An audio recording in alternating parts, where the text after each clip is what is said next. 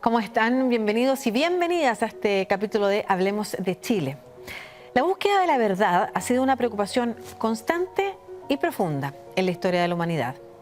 Ya en la antigüedad se preguntaban si existía una verdad objetiva o la verdad dependía de la perspectiva individual o social.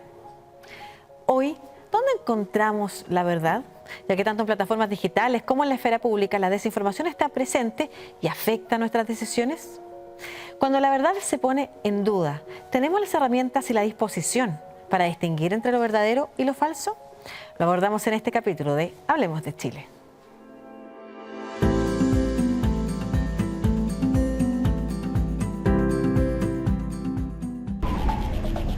Nos acaban de avisar y lo único que hicimos es buscar los autos y venirnos todos para acá. Pues. Aparentemente unos rumores en las redes sociales que hay un eventual paro de los distribuidores de gasolina.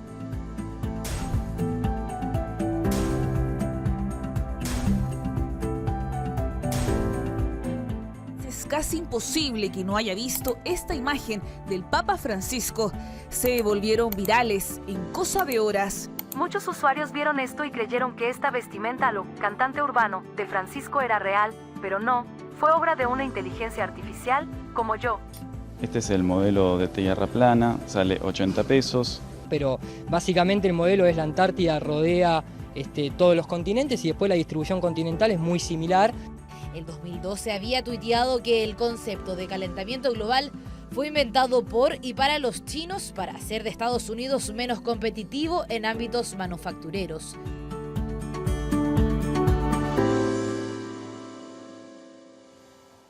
Qué tema más complejo el que vamos a abordar ahora y qué distintas dimensiones también ha alcanzado esto que se ha denominado la crisis de la verdad o la crisis de la desinformación. ¿Es lo mismo o no?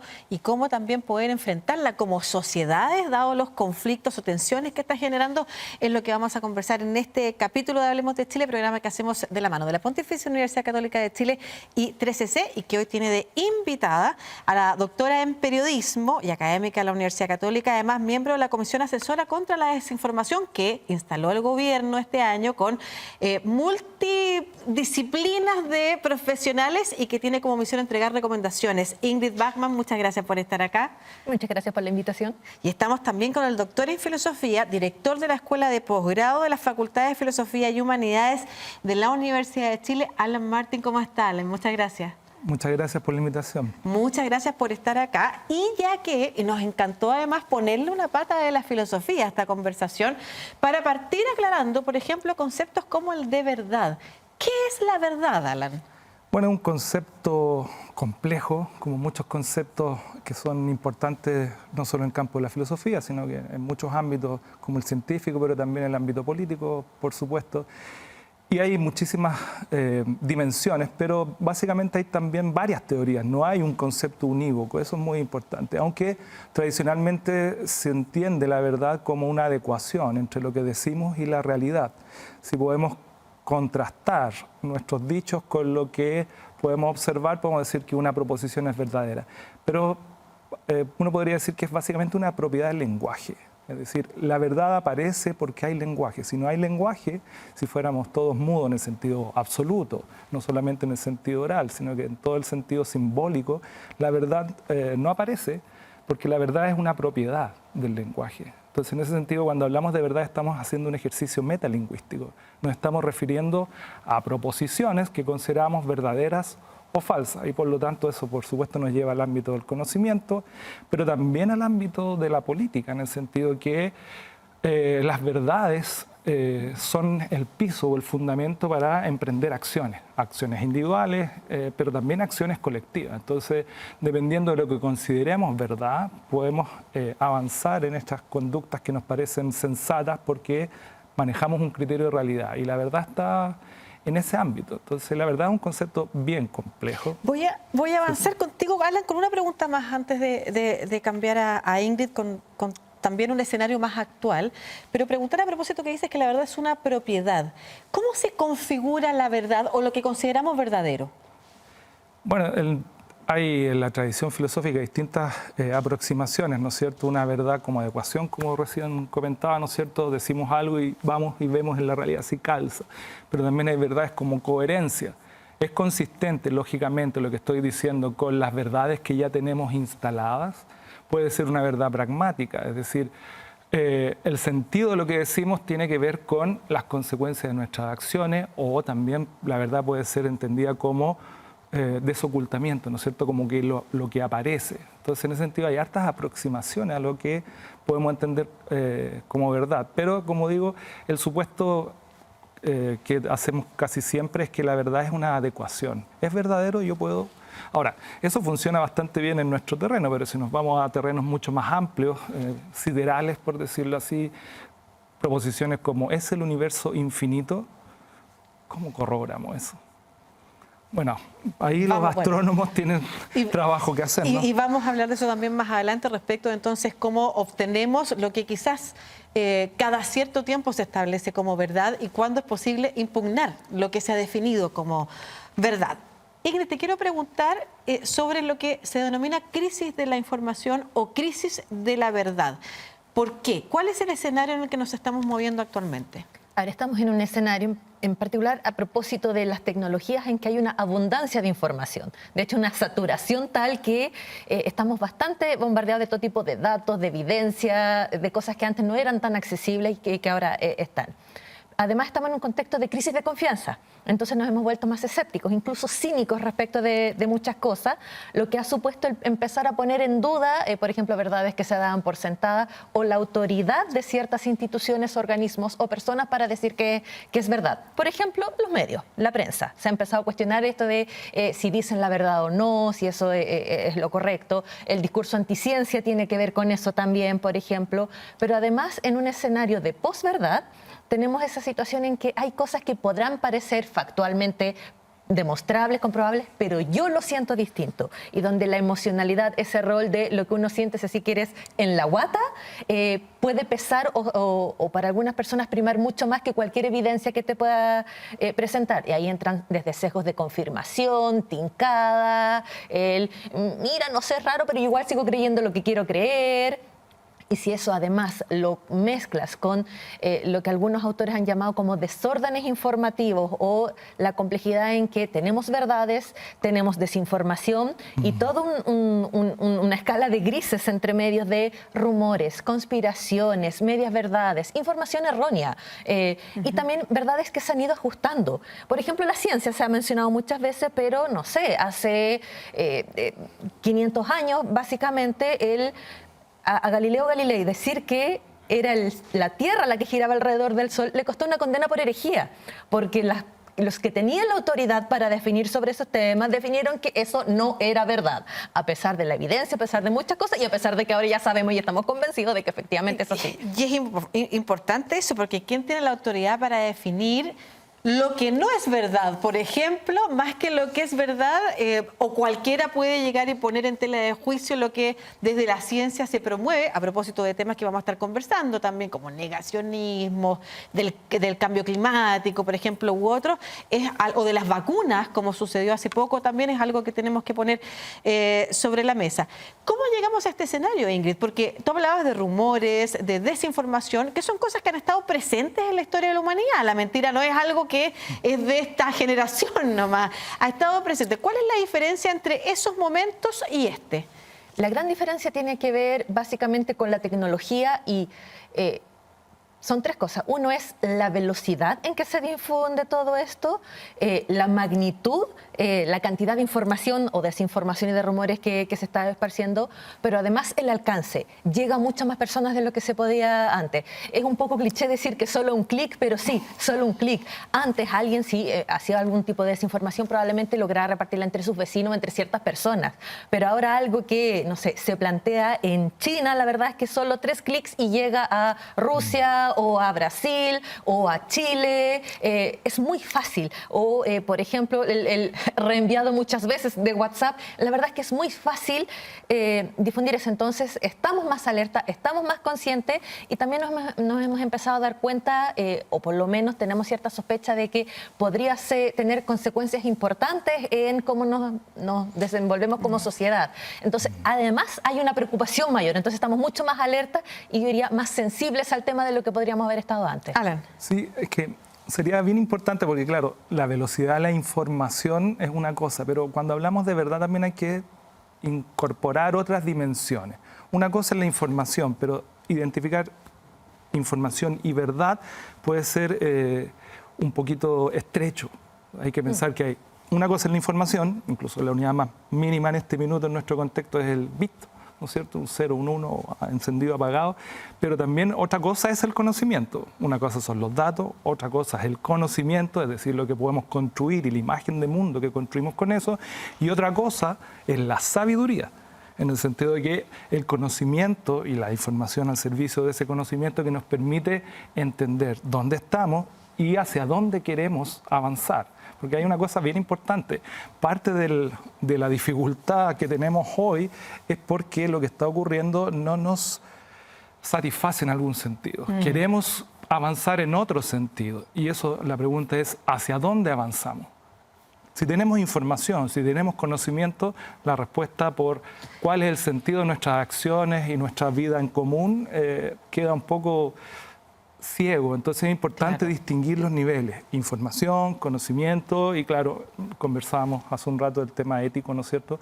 El tema de la sabiduría también es importante y yo tengo la impresión de que eso queda un poquito oscurecido en el contexto y en el debate contemporáneo. Y lo vamos a analizar más adelante también porque a propósito de la facilidad con la que se viraliza la desinformación versus la información o la rectificación, no nos permite tomar decisiones o nos muestra un escenario de incertidumbre que es el que nos pone ansiosos, ¿no es cierto? Tenemos muchas más dificultades además para ponerle pausa y decir, a ver, déjenme deliberar y cómo generamos esa herramienta lo vamos a estar conversando más adelante, pero quiero que escuchemos al doctor en filosofía y académico de la Universidad Adolfo Ibáñez, Daniel Lowe, sobre un tema que es bien importante y que tiene que ver con el valor que le damos a la verdad. Adelante.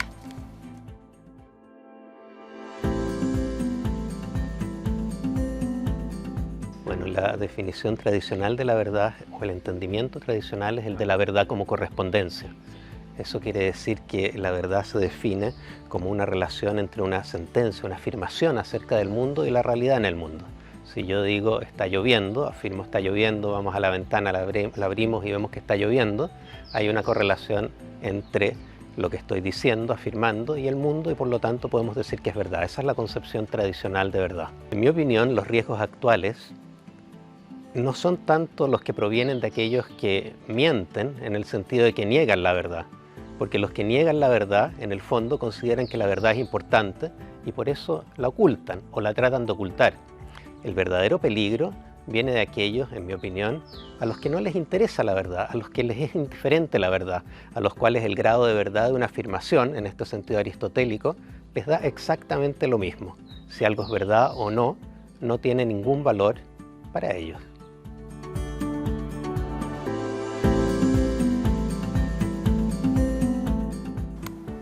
Estamos de regreso en este capítulo de Hablemos de Chile, hablando de la crisis de la verdad y de la crisis de la desinformación, que no son específicamente las mismas cosas, pero que están conectadas y en particular ahora vamos a hablar precisamente de la desinformación y las nuevas tecnologías. ¿Con quién? Con Ingrid Bachmann y con Alan Martin, los dos académicos, académicas con quienes estamos hoy día en este capítulo de Hablemos de Chile. Mencionabas, Ingrid, en el bloque anterior que lo que ha cambiado hoy en el escenario respecto de las épocas en las que la mentira también generó distorsiones, hubo rumores, algo que forma parte, digamos, de nuestra convivencia, son las nuevas tecnologías, la capacidad para difundir una desinformación.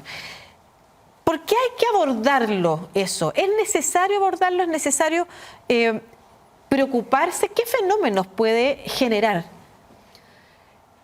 A ver, hay que preocuparse porque supone, al hablar de desinformación, sobre todo desinformación, si lo entendemos porque se ha definido de muchas maneras, como información que es deliberadamente falsa y con el propósito, en el fondo, de engañar y de causar daño.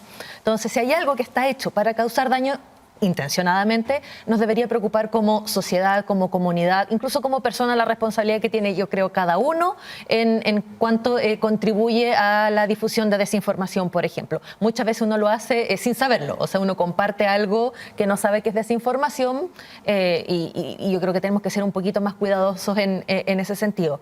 Pero hay que preocuparse, me parece, porque por lo menos en la teoría, y hay cierta evidencia de que en la práctica puede tener consecuencias importantes. Por ejemplo, desinformación respecto de desastres naturales. Imagínate el no creer, a propósito, o que te desinformen respecto de un plan de evacuación o de una emergencia, de una necesidad. Desinformación respecto de salud. Sabemos de curas milagrosas, supuestamente, que pueden ser además muy perjudiciales. Sabemos que puede afectar todo tipo de la convivencia social, por ejemplo. Desinformación, como se ha visto en Chile, respecto de migrantes, por ejemplo. Afecta la cohesión social, afecta cómo nos envolvemos con el entorno, afecta el cómo lidiamos con el mundo cotidianamente, puede afectar, incluso si uno lo proyecta, incluso en la propia vida, puede tener consecuencias importantes y por eso hay que preocuparse. Ahora, ¿cómo exactamente? Es lo complejo, porque la desinformación es un fenómeno multidimensional y no es algo que uno pueda solucionar simplemente como con un botón on-off. Claro. No es tan simple. Claro, y estaba pensando también en este estudio de Harvard que acaba de ser publicado y que muestra cómo, por ejemplo, en Estados Unidos, personas vinculadas al Partido Republicano, que estaba liderado por una persona que negaba de la eficiencia de las vacunas, al menos liderado presidencialmente, ¿no es cierto?, Donald Trump, es donde se ubica la mayor tasa de muertes por COVID, porque las personas no se vacunan. De mayor manera en ese grupo los republicanos que los demócratas. O sea, efectivamente puede influir en tu vida personal o en decisiones de política pública. La dificultad es cómo.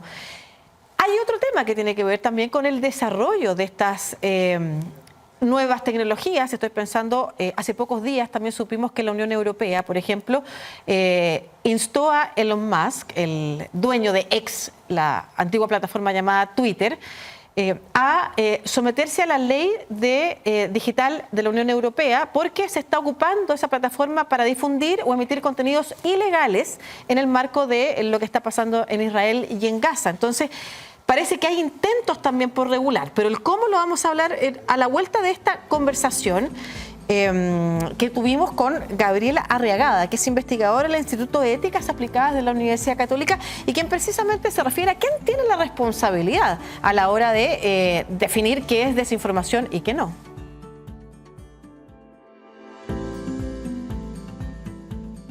Es muy importante distinguir el problema de las brechas de responsabilidad en inteligencia artificial, ¿ya?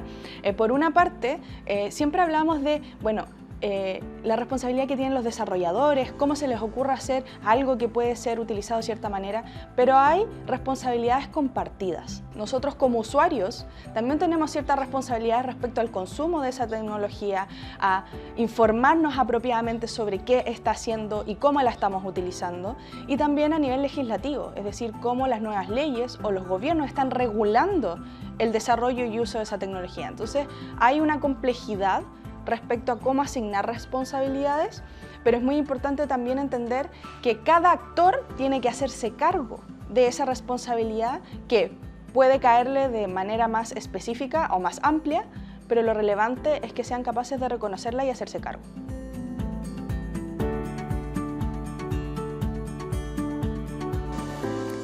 Alan, ¿querías decir algo? Sí, te lo voy a sí. plantear con una pregunta también, Claro, y ahí incorporas lo que querías decir. Sí. Y que esto también nos puede remontar a la historia de la humanidad y no solamente a este contexto, que si tenemos nosotros los humanos la capacidad de discernir qué es verdadero, qué es falso, o de tomar decisiones respecto a una información que nos parezca no real, quizás para luego preguntarle a Ingrid qué ha cambiado hoy.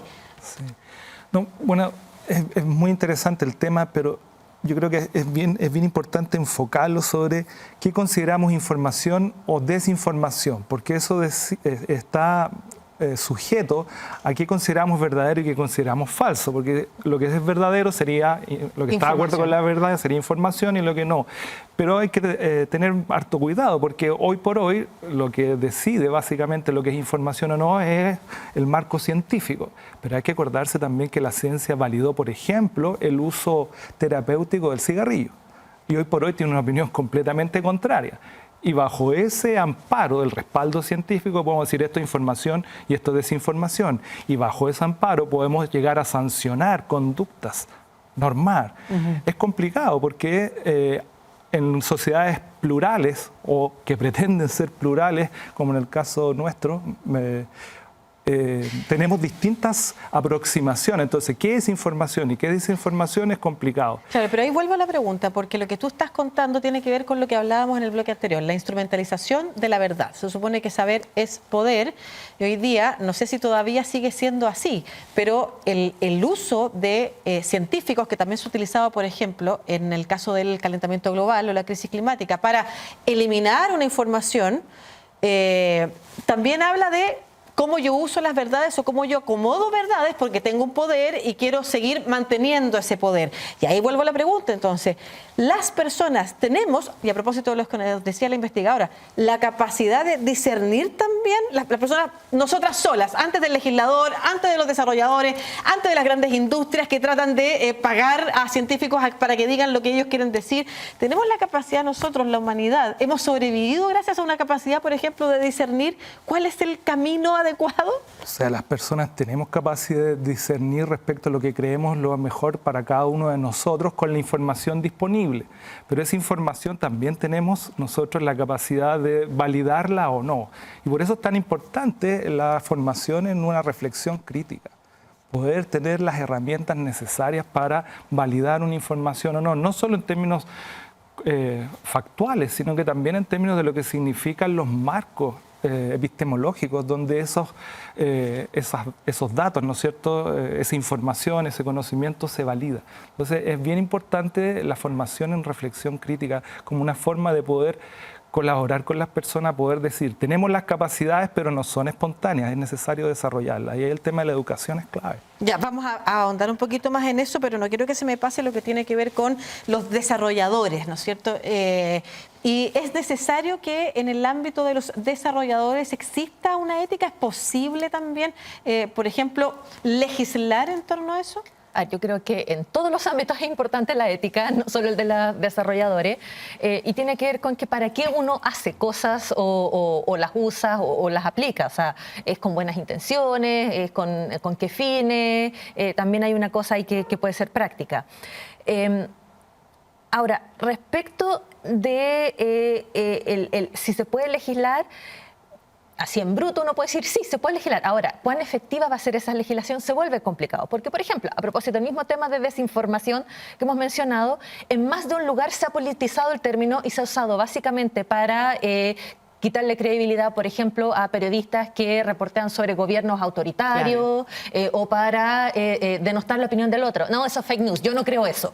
Entonces, se vuelve además complicado por eso, porque tampoco tenemos como el poder de crear como el ministerio de la verdad para estar determinando eso sí, eso no. Es muy difícil. Ahora, claramente sí hay focos que se pueden poner. Por ejemplo, la Unión Europea lo que ha hecho ha puesto el foco a propósito de muchos servicios digitales en el usuario. El derecho al usuario a decidir, por ejemplo, qué tipo de información privada se recolecta de ellos, al derecho del usuario a saber cuándo una información o un dato o un posteo que le aparece en su timeline fue pagada, fue una inserción pagada y no aparece por otras lógicas algorítmicas. El derecho a optar a, por ejemplo, no recibir cierto tipo de mensajes o cierto tipo de publicidad. Es un foco en ese sentido. Y, por ejemplo, también eso puede servir de orientación para qué cosas se pueden hacer. La Unión Europea también estableció, por ejemplo, que se tiene que moderar los contenidos en redes sociales y que las plataformas tienen una responsabilidad respecto de eso. Ahora, ¿cuál es el problema? Es que el negocio ahí está en precisamente lo que se viraliza rápido, lo que reacciona. Y muchas veces lo que genera ese tipo de respuesta es lo que te causa miedo, rabia, ansiedad. Y muchas veces eso está relacionado con cosas que efectivamente, actualmente por lo menos, no están demostradas o no son ciertas. Perfecto. Vamos a hablar en el próximo bloque un poquito más de la legislación de la Unión Europea y cómo se está está protegiendo a la ciudadanía, porque ese es el enfoque precisamente que ha tenido esa materia. Nos vamos a una pausa rápidamente y al regreso continuamos conversando. ¿Dónde está la verdad? ¿Cómo la educamos? ¿Cuál es la oposición a la verdad? ¿O tenemos que convivir en un mundo de incertidumbre? A la vuelta de esta pausa, no se muevan.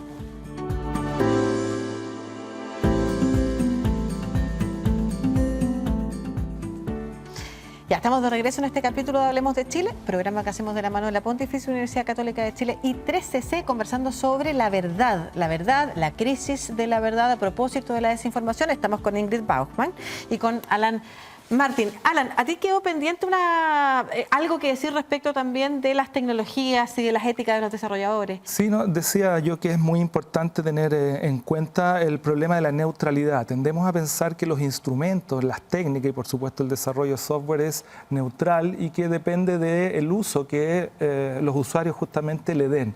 Y hay un problema ahí porque los instrumentos tienen una concepción de diseño. Están diseñados en pos de algo, de un cierto bien. El diseñador supone que esto va a ser bueno para algo. Sus propios sesgos. Su propio sesgo, pero tiene una concepción de que este instrumento puede ser bueno. Pero hay que tener mucho cuidado porque justamente todos los instrumentos están pensados con un fin y tenemos que ser muy conscientes de esos fines porque si no, los instrumentos terminan desarrollando sus propias lógicas. Pensemos, por ejemplo, bueno, en la bomba atómica, a propósito de la última película de Oppenheimer, ¿no? Donde, bueno, uno podría decir, ¿dónde está la neutralidad científico-técnica ahí? No aparece. Cuando alguien diseña un arma, no la diseña con un sentido práctico, qué sé yo, para poder ablandar, qué sé yo, algo en la cocina, usarlo como un utensilio culinario, sino que lo diseña para matar a alguien. Entonces, hay que tener mucho cuidado. Entonces, es bien importante que aquellos que desarrollan técnica, que puede ser muy útil y puede ser muy buena en algunos sentidos, tengan conciencia de las consecuencias que eso puede tener. Y una reflexión crítica, es decir, establecer los límites sobre esas dimensiones me parece que es muy necesario porque hay una insuficiencia clara. Y ahí te voy a preguntar sobre qué rol juega lo colectivo versus lo individual también en las definiciones.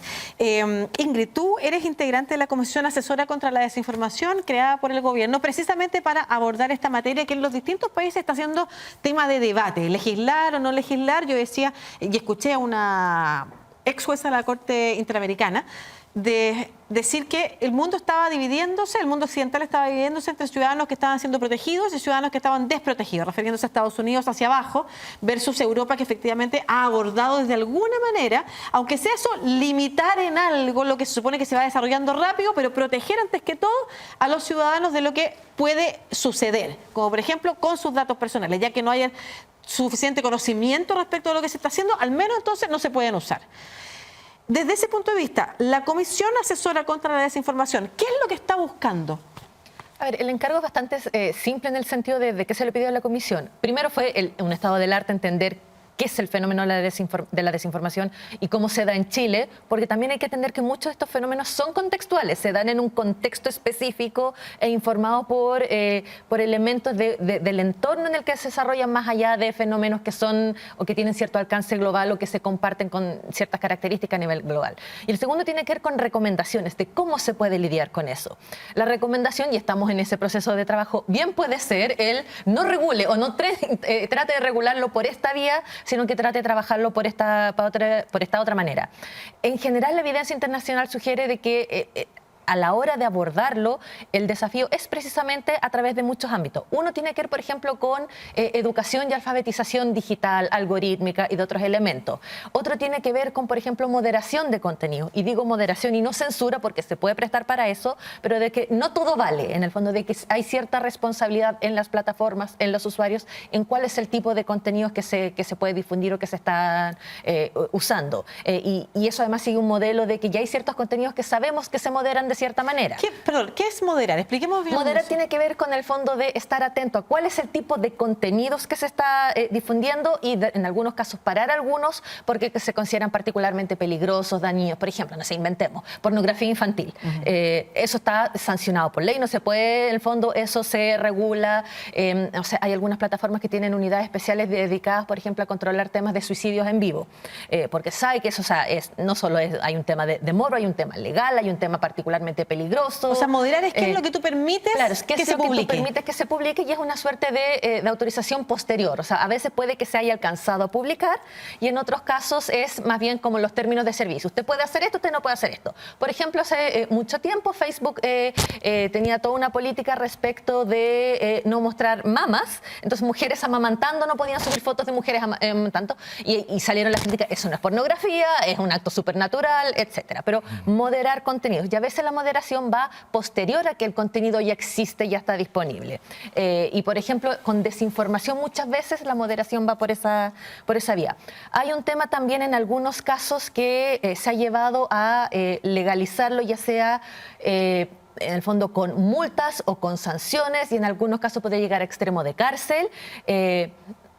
Eso es muy complicado. En muchos países, por ejemplo, está legalizado de alguna manera delitos de injurias y calumnias, pero no necesariamente suponen ir a la cárcel o todo tipo de cosas. Pero el ya sabemos que, por ejemplo, el imputar un delito determinado pero falso, o decir algo para menoscabar el honor de una persona, como sociedad se ha establecido que no corresponde, y eso también debería llevarse al escenario de lo virtual. Pero al escenario de lo virtual, claro, y de lo que todos hacemos. Pero además está, por ejemplo, cosas que son más prácticas, y es como, por ejemplo, la disponibilidad de la información, o la transparencia en ciertos casos. Como a veces es tan sencillo como decir: esto fue pagado, claro, o esta fue la fuente de estos datos, o por ejemplo algunas recomendaciones que se han empezado a hacer en Estados Unidos respecto de por qué esta noticia o esta información se presentó de esta manera y no de otra, por qué con estas fuentes y no con estas otras, o incluso el reconocer errores, retractar, corregir. Es muy importante, porque si no, en el fondo, ahí es donde empieza uno esto es deliberado, esto es a propósito, y empieza la confianza en el sistema completo. Y el cliché dice que es muy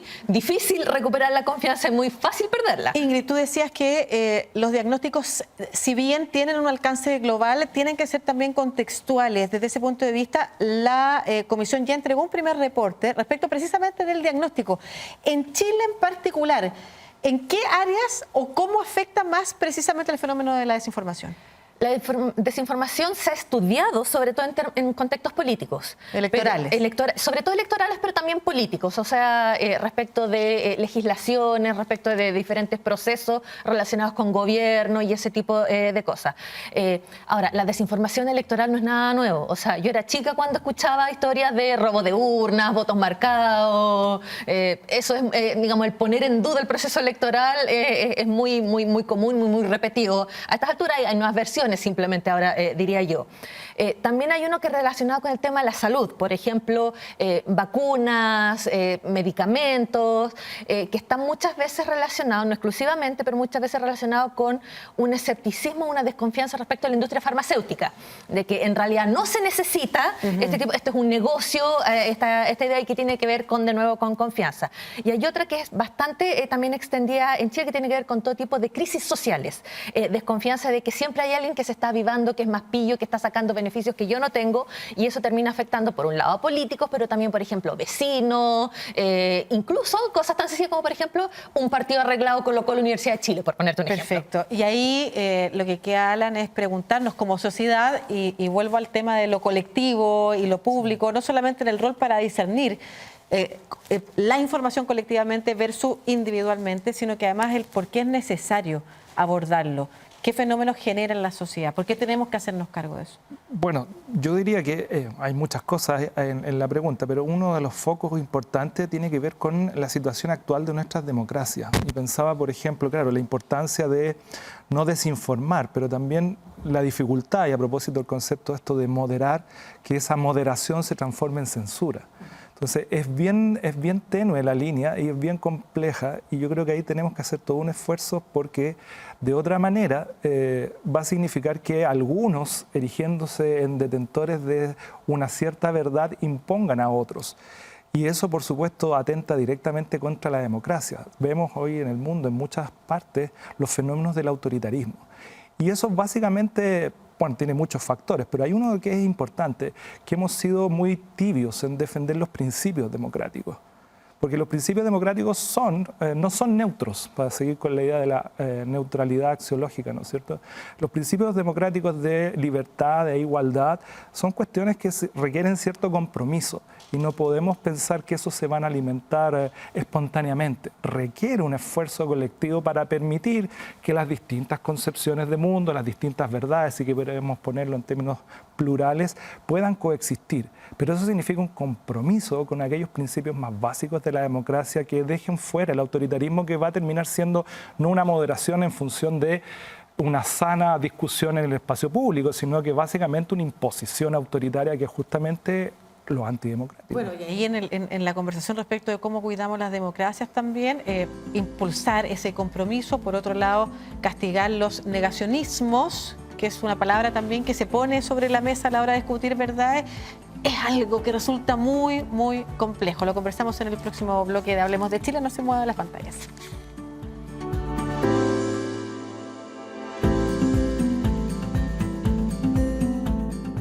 Ya estamos en el último bloque de Hablemos de Chile, hoy conversando sobre la crisis de la verdad con Ingrid Bachmann y Alan Martin. Y para terminar, ya que hay una sensación de crisis de la verdad y de incertidumbre, preguntarte, Alan, si es necesario encontrar una respuesta a la pregunta ¿dónde está la verdad? ¿Cómo sabemos identificar la verdad? ¿O tenemos que aprender a vivir con la incertidumbre? Yo diría que la verdad es algo muy importante y tenemos que intentar seguir en su búsqueda, pero justamente aprender también a vivir con la incertidumbre, que es parte de ese proceso. La búsqueda de la verdad es una cosa muy antigua, no lo vamos a decir ahora, no es un descubrimiento, pero la incertidumbre también es parte de ello. Y aprender a vivir con esa incertidumbre puede ser importante para evitar las ansiedades que la búsqueda de la verdad nos impone. Y es muy, muy, muy relevante, porque si no podemos tratar de encontrar una verdad e imponer una verdad que no es lo que andamos buscando precisamente. Entonces es importante aprender a vivir con la incertidumbre y lo que eso significa.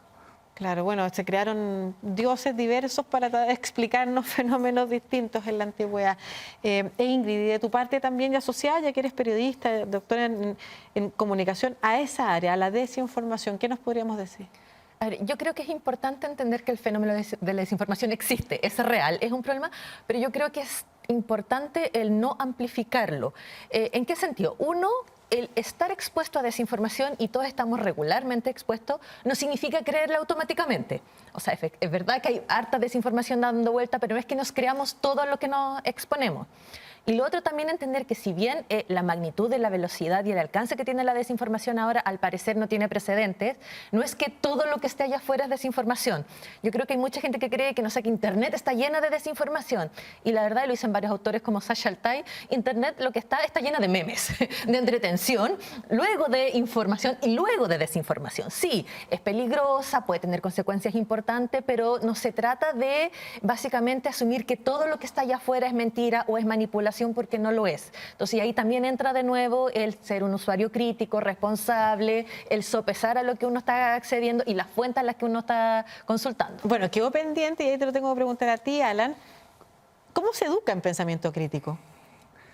Bueno, es una tarea difícil, pero muy importante, y me parece a mí que hay buenas especialistas en nuestro país, y es necesario dar el espacio a la reflexión, porque es un proceso lento que tiene que ver con conocimientos, pero también con mucha experiencia del diálogo, de la discusión, que las opiniones diversas no son una amenaza, que es necesario conversar, permitir transformarse por el escuchar al otro. Pero eso significa tener un espacio, un tiempo que es un poco a contrapelo de la aceleración que estamos viviendo. Entonces es necesario que podamos construir ese espacio donde la experiencia del discutir, del dialogar, del pensarlo juntos, de no llegar a conclusiones, y que eso no signifique una cosa tremenda, tenga ese espacio y se desarrolle como un cultivo, como se cultivan las plantas, como se cuidan los animales. Es necesario un tiempo, y ese tiempo no lo podemos apurar, porque no hay forma de generar pensamiento crítico sin tiene esa experiencia y ese cuidado. Perfecto, una gran recomendación para la audiencia. Y lo último que te quiero preguntar, Ingrid, tiene que ver con algo que también quedó pendiente y que está muy presente, que son las subjetividades.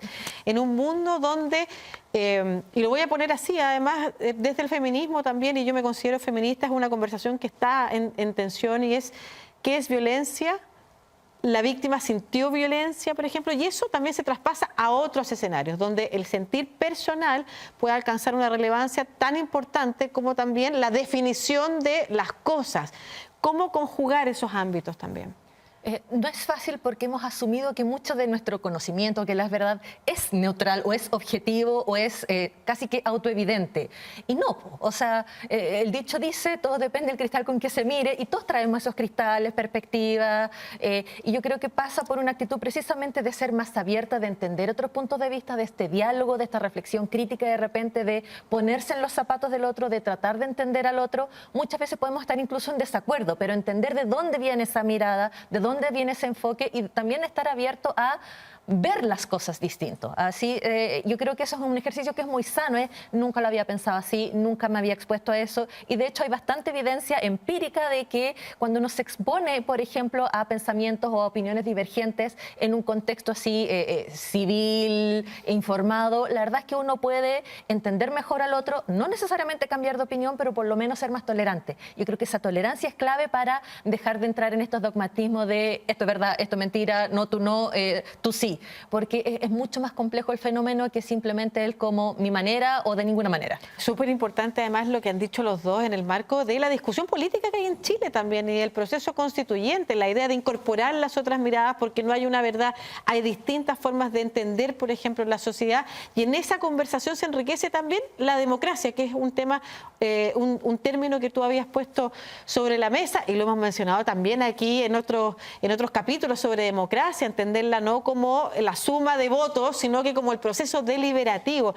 Quiero agradecerles a los dos y solamente contar que en noviembre se entregan las recomendaciones y ahí la pelota queda en el ámbito del legislador, ¿no es cierto?, de la Comisión contra la Desinformación instalada en Chile con profesionales de distintas disciplinas. Muchas gracias Ingrid Bachmann y Alan Martin por esta conversación y esperamos haber sido de utilidad como siempre en un tema tan fundamental además y que genera algunas ansiedades también. ¿Para dónde vamos? ¿Cómo sé que es verdad? Bueno, parte aquí nos han explicado de que no es tan grande el fenómeno de la desinformación y que hay que también, por otra parte, aprender a vivir con cierta incertidumbre. Gracias por habernos acompañado. Esto son las pantallas del 13C, pero nos encuentras también en Spotify y en las plataformas digitales de Media UC. Que esté muy bien, nos encontramos en un próximo capítulo. Chao.